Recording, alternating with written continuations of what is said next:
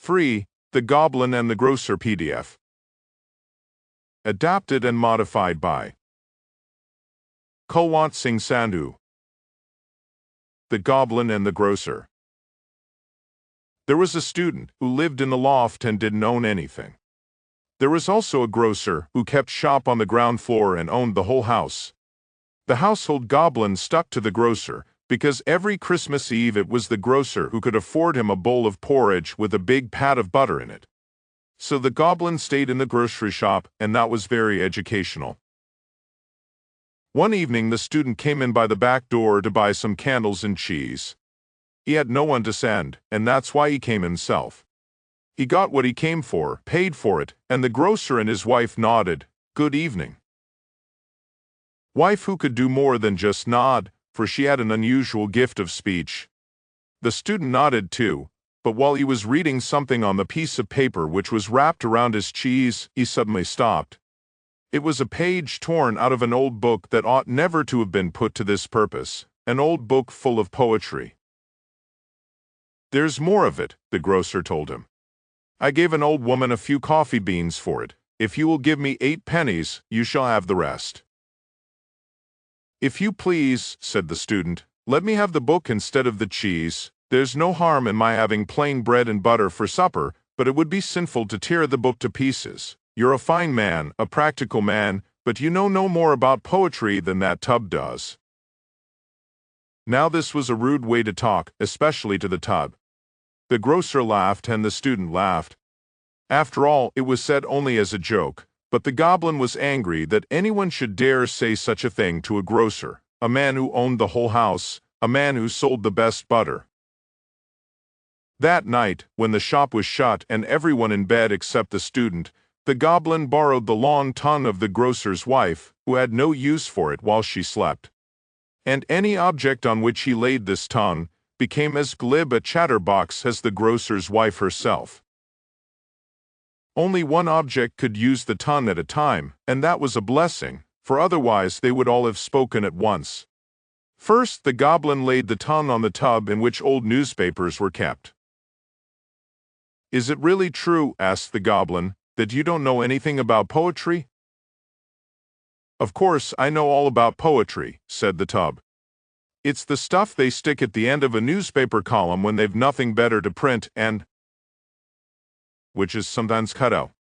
I dare say I've got more poetry in me than the student has, and I'm only a small tub compared to the grocer."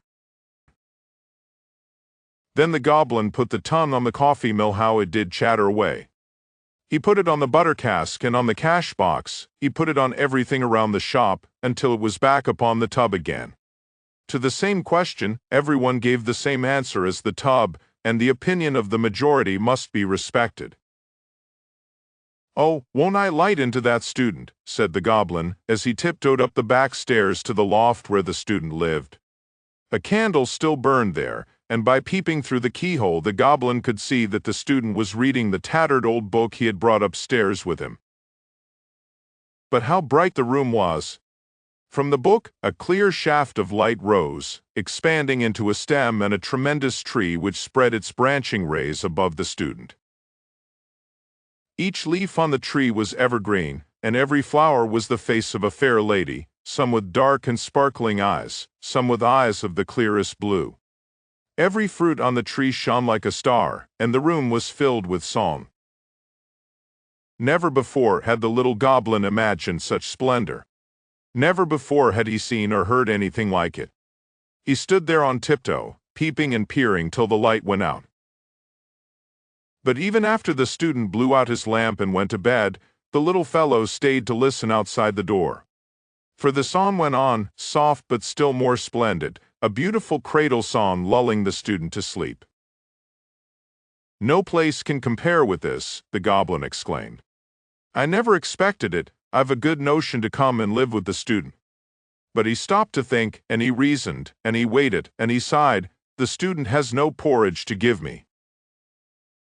So he tiptoed away, back to the shop, and high time too. The tub had almost worn out the tongue of the grocer's wife. All that was right side up in the tub had been said, and it was just turning over to say all the rest that was in it, when the goblin got back and returned the tongue to its rightful owner. But forever afterward, the whole shop, from the cash box right down to the kindling wood, took all their ideas from the tub. Their respect for it was so great, and their confidence so complete, that, whenever the grocer read the art and theatrical reviews in the evening paper, they all thought the opinions came out of the tub.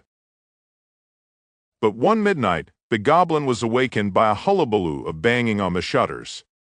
People outside knocked their hardest on the windows, and the watchman blasted away on his horn, for there was a house on fire. The whole street was red in the light of it. Was it the grocer's house? Was it the next house? Where? Everybody was terrified.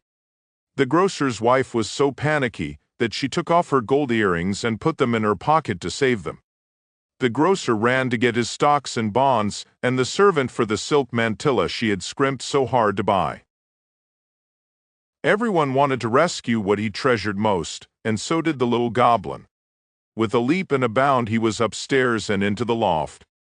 The student stood calmly at his window, watching the fire which was in the neighbor's house.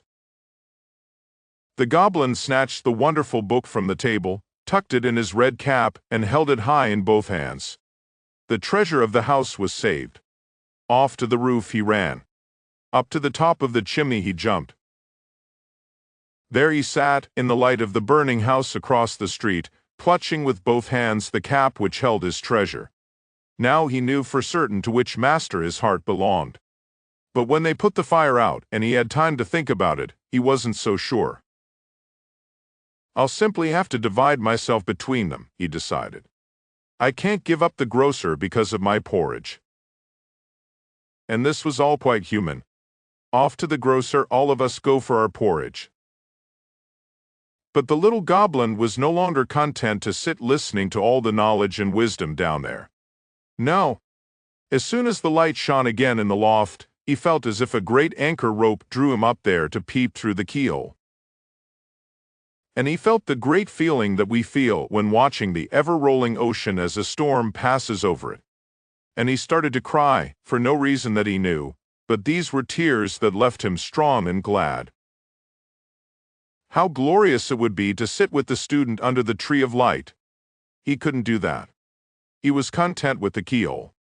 There he stood on the cold landing, with wintry blasts blowing full upon him from the trapdoor to the roof.